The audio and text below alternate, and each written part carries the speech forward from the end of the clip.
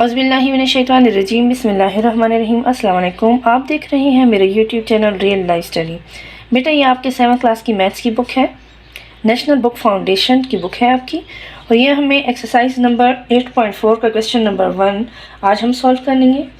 इस क्वेश्चन को एक दफ़ा पढ़ लेते हैं। Solve the following system of equation by elimination method. Equation को कई तरीक़ों से सॉल्व किया जाता है, लेकिन इस क्वेश्चन में हमें एक मेथड दिया गया है कि हमने इस ही मेथड के ज़रिए इन क्वेश्चंस को, ये 4 पार्ट है इस क्वेश्चन के, इनको सॉल्व करना है। वो कौन सा मेथड है? एलिमिनेशन मेथड है। तो आइए सॉल्व करते हैं जी। तो बेटा क्वेश्चन नंबर 1 का पार्ट नंबर 1 मैंने लिख लिया है। ये हमारे पास है इक्वेशन 1 और ये हमारे पास है इक्वेशन 2। आप इनको नाम दे दें ताकि आपको सॉल्व करने में आसानी हो। इक्वेशन 1 और ये है इक्वेशन 2।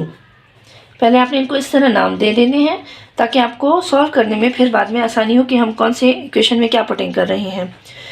दूसरा पॉइंट जो समझने का है बेटा ये है कि जब हम इस क्वेश्चन को, जो हमें बुक में दिया गया है कि एलिमिनेशन मेथड से आपने इस क्वेश्चन को सॉल्व करना है, इन इक्वेशन को सॉल्व करना है, तो बेटा इसकी हमें इसमें ये वाली जो इसके कोएफिशिएंट होते हैं ना, इनको ये दूसरे वाले जो इक्वेशन है उनसे सेम करना होता है। किसी एक कोएफिशिएंट को हमें दूसरे वाले इक्वेशन से सेम करना होगा। जैसे यहाँ पे 2 है तो यहाँ पर भी 2 होना चाहिए, या फिर इन दोनों का एलसीएम लेके 6 आएगा तो हमें यहाँ भी 6 लाना होगा और यहाँ पर भी 6 लाना होगा। इनकी कोएफिशिएंट को सेम करना होगा। अब ये थोड़ा लंबा हो रहा है, मुश्किल हो रहा है, तो छोटे वाले नंबर की तरफ चलते हैं जो आसानी से हम सॉल्व कर सकें। तो यहाँ पर y है जिसका कोएफिशिएंट 1 है, जो लिखा नहीं होता लेकिन अंडरस्टूड होता है कि इसका कोएफिशिएंट जिसके साथ कुछ नहीं होता वहाँ 1 होता है। y का कोएफिशिएंट 2 है। तो यहाँ हमें इजी लग रहा है कि हम यहाँ ऊपर वाले, ये पहले वाले इक्वेशन में अगर हम 2 को ले आए तो ये दोनों के कोएफिशिएंट सेम हो जाएंगे। यानी हमें 2 1 जार, हम 2 से 1 को मल्टीप्लाई करेंगे तो फिर हमारे ये दोनों इक्वेशन के ये कोएफिशिएंट सेम हो जाएंगे। हमें किसी भी यहाँ इसके कोएफिशिएंट को सेम करना होगा या फिर इसके कोएफिशिएंट को सेम करना होगा। ठीक है बेटा, तो ये हमें ज़्यादा इजी लग रहा है। एक तो आप ये बात समझ लें कि हमने इन दोनों इक्वेशन में किसी एक कोएफिशिएंट को सेम करना होगा, या इसको या फिर इसको। दूसरी जो समझने वाली बात है वो ये है, जब हम यानी 2 1 जार 2 से हम इस कोएफिशिएंट को 1 से मल्टीप्लाई करेंगे तो 2 आएगा ना, तो जो नंबर हम y के कोएफिशिएंट से मल्टीप्लाई करेंगे उसी नंबर को हम इन तमाम तर वैल्यू से मल्टीप्लाई करेंगे। ठीक है बेटा, तो आप यहाँ पे लिख लें मल्टीप्लाई इक्वेशन 1 बाय 2। यहाँ पर 2 लाने के लिए हमने उसी 2 को सबसे मल्टीप्लाई, जिस नंबर से हम मल्टीप्लाई कर रहे हैं ना उस नंबर को सबसे मल्टीप्लाई करेंगे।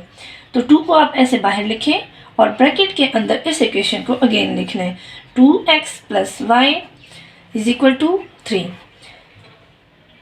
जब हमने ब्रैकेट में ये इक्वेशन लिख लिया है, 2 को बाहर लिख लिया है, तो इसका मतलब है कि ये 2 इस वैल्यू से भी मल्टीप्लाई होगा, इससे भी मल्टीप्लाई होगा और इससे भी मल्टीप्लाई होगा। यानी ब्रैकेट के अंदर जितनी भी वैल्यू दी गई है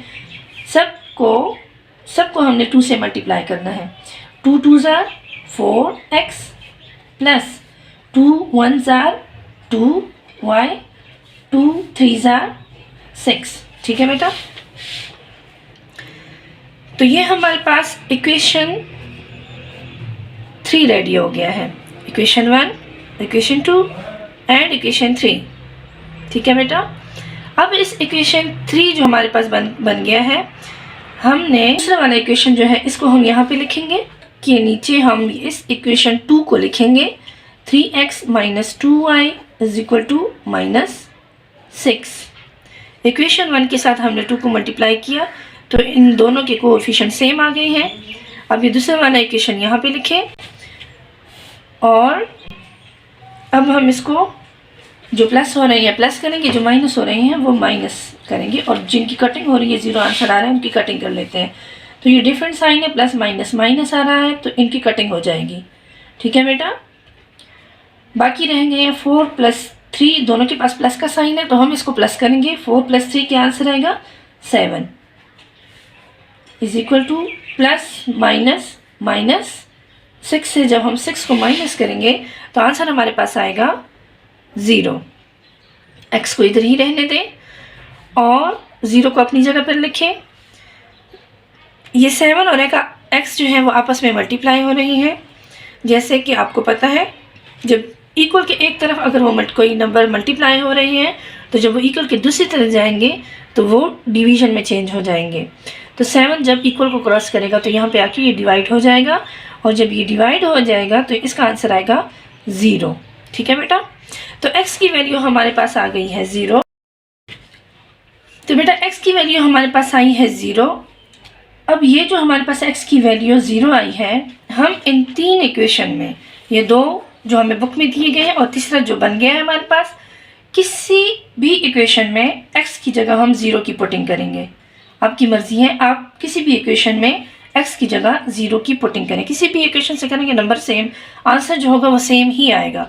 मैं पहले वाले इक्वेशन में 0 की पुटिंग करूँगी, आप लिख लें पुट x = अगर आप सेकेंड वाले इक्वेशन में लिख रहे हैं तो आप लिख लें इक्वेशन से 2, और अगर आप फर्स्ट वाले इक्वेशन में 0 की पुटिंग कर रहे हैं x की जगह तो 2 लिख लें। अगर आप इक्वेशन थर्ड में 0 की पुटिंग कर रहे हैं x की जगह तो फिर 3 लिख लें। मैं इक्वेशन 1 में 0 की पुटिंग करूँगी। ठीक है बेटा, तो इक्वेशन अगेन लिख लें। इक्वेशन 1 अगेन लिखूँगी, 2x + y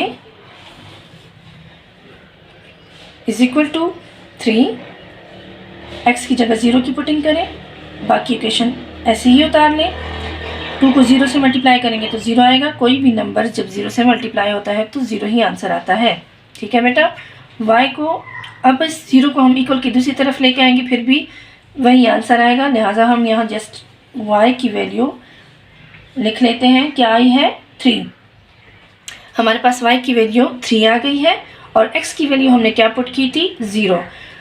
तो सबसे पहले x की वैल्यू लिखते हैं और फिर y की वैल्यू लिखते हैं। ये तो आपको समझ आ चुकी होगी अब तक।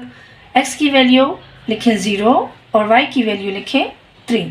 ठीक है बेटा, तो ये हमारे पास आंसर है। और अगर आप चेक करना चाह रहे हो कि आया हमारा आंसर ठीक है कि नहीं ठीक, तो आप इस तरह चेकिंग लिख के कोई भी इक्वेशन, किसी भी इक्वेशन में पुट कर लें। 2x + y = 3, आप इनमें पुटिंग करें इन्हीं वैल्यूज़ को। x की जगह 0 लिखें, 2 0 + y की जगह 3 लिखें। y की वैल्यू क्या आई है 3 आई है ना, 3 = 3। 2 0s are 0, 3 = 3।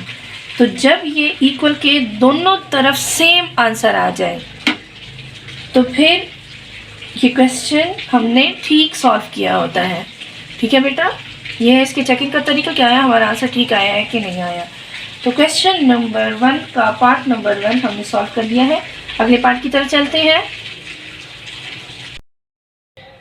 तो बेटा एक्सरसाइज नंबर 8.4 के क्वेश्चन नंबर 1 का सेकंड पार्ट है 7x - 2y = 1, 3x + 4y = 15। आइए सॉल्व करते हैं। ये सेम यहाँ पे 4 है, यहाँ पे हम 4 लेके आएंगे। 4 यहाँ पे लाने के लिए हमें 2 से मल्टीप्लाई करना होगा, यानी 2 2s are, जब हम मल्टीप्लाई करेंगे तो यहाँ पे 4 आ जाएगा। इस तरह इसके वेरिएबल, ये वेरिएबल है, y जो होता है वो वेरिएबल होता है। जो अल्फ़ाबेट में लिखा होता है ना, ABC में जो लिखे होते हैं वो वेरिएबल होता है, और ये इसका कोएफिशिएंट है। तो कोएफिशिएंट इन दोनों का सेम करना होगा, या तो x का जो कोएफिशिएंट है इन दोनों का सेम करना होगा, या y का जो कोएफिशिएंट है इन दोनों को सेम करना होगा। तो हमारे लिए ये इजी है, हम 2 से 2 को मल्टीप्लाई करेंगे तो हमारे पास दोनों के कोएफिशिएंट पर सेम हो जाएंगे, यानी 4 आंसर आएंगे, 4 आंसर आएगा। अपनी आसानी के लिए बेटा आप इस तरह लिख भी लें कि ये है इक्वेशन 1 और ये है इक्वेशन 2, और अब हम मल्टीप्लाई करेंगे। क्या मल्टीप्लाई करेंगे हम 2 को हम मल्टीप्लाई करेंगे इक्वेशन 1 से, इक्वेशन 1/2। हम 2 को इक्वेशन 1 से मल्टीप्लाई करेंगे। तो जैसा कि मैं पहले वीडियो में बता चुकी हूँ कि जो प्रोसेस अब ये 2 जस्ट इससे मल्टीप्लाई नहीं होगा, इसके y के कोएफिशिएंट से मल्टीप्लाई नहीं होगा, बल्कि इन सारे वैल्यू से मल्टीप्लाई होगा। ये 2 हम 7 से भी मल्टीप्लाई करेंगे, 2 से भी मल्टीप्लाई करेंगे और इक्वल के दूसरी जानब जो नंबर है उससे भी मल्टीप्लाई करेंगे। तो आपने ब्रैकेट में यही इक्वेशन अगेन लिख लेना है और बाहर लिख लेना है 2, जिसका मतलब होगा कि ब्रैकेट के अंदर की तमाम वैल्यू से ये 2 मल्टीप्लाई होगा। तो इक्वेशन 1 लिख लें, 2y = 1, ब्रैकेट बंद करें। 2 हमने बाहर लिख लिया है, इसका मतलब है 2 7 से मल्टीप्लाई करेंगे, फिर 2 से मल्टीप्लाई करेंगे और फिर इसी 2 को हम 1 से भी मल्टीप्लाई करेंगे। तो 2 7 क्या आंसर आएगा 14, x - 2 2 4, y = 2 1 2। तो ये हमारे पास इक्वेशन 3 बन गया है। ये इक्वेशन 1 जो हमें बुक में अवेलेबल है, ये इक्वेशन 2 और ये जो हमारे पास नया इक्वेशन बन के आया इसको हमने नाम दे दिया है इक्वेशन 3। इक्वेशन 1 में तो हमने 2 से मल्टीप्लाई कर लिया है। अब इक्वेशन 2 जो है वो हम इस इक्वेशन के, ये जो नया इक्वेशन हमारे पास बन के आया है, इसको हम इसके नीचे लिखेंगे। इस वाले इक्वेशन को हम इसके नीचे लिखेंगे, ठीक है बेटा, सेकंड वाले इक्वेशन को। तो लिखें 3x + 4y = 15। देखिए बेटा, जब हमने 2 से 2 को मल्टीप्लाई किया तो हमारे पास इनके जो कोएफिशिएंट है ये सेम हो गए हैं और हमें जो मेथड का कहा गया है क्वेश्चन में एलिमिनेशन मेथड, इसकी भी यही रिक्वायरमेंट है, यही मेथड है। अब इनके साइनों को मुताबिक इनको प्लस अगर हो रहे हैं तो प्लस कर लें, वरना जो माइनस हो रहे हैं माइनस करें, और अगर जिनकी कटिंग हो रही है तो उनकी कटिंग कर लें। तो 4, ये आप इनको साइनों को देखें, प्लस माइनस क्या आता है, डिफरेंट साइन हो तो माइनस आता है ना, तो माइनस करें, ये कट गया 4 4 0, तो ये सारे कट रहे हैं। एक ही लाइन लगाने, मैंने 2 लाइनें लगा दी हैं, बस सारे में एक ही कटिंग हो गई है, एक ही लाइन में, मतलब कि ये एक दूसरे से कट गए हैं। तो यहाँ आंसर 0 आएगा, 0 लिखने की ज़रूरत नहीं है। अब 14 से दोनों के पास प्लस का साइन है, जब प्लस का साइन होगा तो फिर हम 14 से 3 को प्लस करेंगे तो आंसर हमारे पास आएगा 17x = और 15 से जब हम 2 को प्लस करेंगे तो क्या आएगा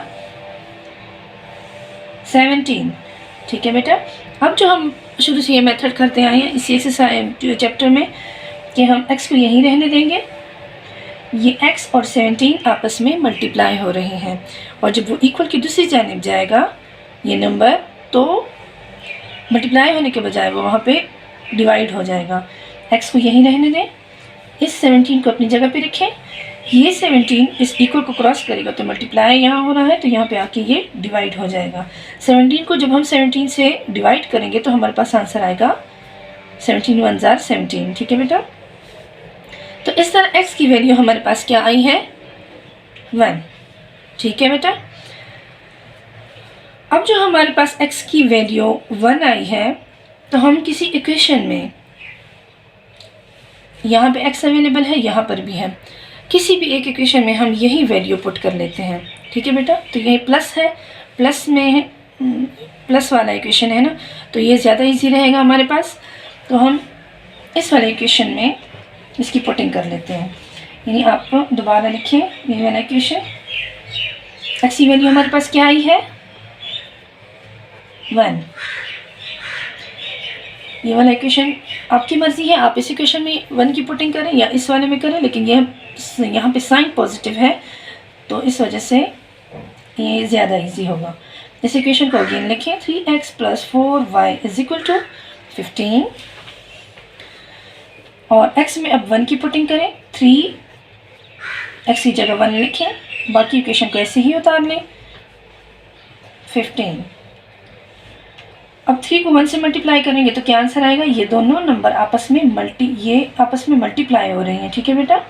तो हमने इसलिए ब्रैकेट लगाई है कि 3 × 1, तो आंसर आएगा 3 1 3 + 4y = 15। अब फिलहाल ये 4y को हम रहने देते हैं, इस 3 को हम इक्वल की दूसरी तरफ लेके जाते हैं, 4y को ऐसे ही लिख लें और 15 को भी अपनी जगह पे लिखें। और इस 3 को जब हम इक्वल को क्रॉस करवाएंगे, इक्वल को जब ये 3 क्रॉस करेगा तो इसका साइन चेंज हो कि यहाँ पे पॉजिटिव का साइन है, तो यहाँ आएगा तो ये माइनस का साइन बन जाएगा। 4y को ऐसे ही लिख लें, क्या आएगा 12। अब ये 4 और y आपस में मल्टीप्लाई हो रहे हैं, y को इधर ही रहने दें, 12 को अपनी जगह पे लिखें, ये 4 जब इक्वल को क्रॉस करेगा तो ये डिवाइड बन जाएगा। 4 12 के नीचे लिखें। अब देखिए इनकी कटिंग हो रही है तो कटिंग इधर ही कर लेते हैं। 4 1 ज़ा 4 और 4 3 ज़ा 12। तो इस तरह हमारे पास y की वैल्यू आई है। y की वैल्यू क्या आई है हमारे पास? 3। तो बच्चों ये हमारे पास y की वैल्यू 3 आ गई है और x की वैल्यू 1 आई है। तो जैसे कि आप सीख चुके हैं कि पहले x की वैल्यू लगाते हैं 1 और फिर आती है y की वैल्यू। y की वैल्यू क्या आई है? 3। आपके समझाने के लिए ऊपर ही मैं यहाँ पे x और y लिख रही हूँ, ये आपने नहीं लिखना। ये आप समझ जाएं कि यहाँ पे x की वैल्यू लिखते हैं और दूसरे नंबर पे y की वैल्यू लिखते हैं। अब इसकी चेकिंग का भी तरीका है कि आया हमने ये क्वेश्चन ठीक किया है या नहीं किया। तो आप ऐसे कर लें कि यही x की वैल्यू 1 आई है और y की वैल्यू 3 आई है। तो हम किसी भी इक्वेशन में, किसी एक इक्वेशन में जो हम इन वैल्यूज़ को पुट कर लेते हैं। तो मैं 7x की जगह, ये जो इक्वेशन है ना फर्स्ट वाला इक्वेशन 7x, किसी भी इक्वेशन में आप पुटिंग कर लें। x की जगह 1 लिख लें और y की जगह 3 लिख लें, जो हमारे पास वैल्यू आ गई हैं। तो आप 7x की जगह 1 की वैल्यू पुट करें, 2 y की जगह 3 की वैल्यू पुट करें इज इक्वल टू 1। आपको शायद वीडियो में नज़र नहीं आ रहा था। 7 1 ज़ा 7, 2 3 ज़ा 6, साइन अपना लगाएं 1। अब 7 से जब हम 6 को माइनस करेंगे तो हमारे पास आंसर क्या आएगा? 1। और दूसरी तरफ भी 1 है। जब ये दोनों नंबर सेम हो, यहाँ भी 1 हो, यहाँ भी 1 हो, इक्वल की दूसरी जानिब, तो हमारा क्वेश्चन सही सॉल्व हुआ होता है। तो इस तरह ये क्वेश्चन नंबर 1 का सेकंड पार्ट भी सॉल्व हो गया है। बेटा वीडियो अगर आपको अच्छी लगे तो लाइक करें, अगर आपको समझ आ रही है तो चैनल को सब्सक्राइब करें, आगे भी बच्चों के साथ शेयर करें ताकि और बच्चे भी फ़ायदा उठा सकें। अगली वीडियो में मिलते हैं, तब तक के लिए अल्लाह हाफिज़।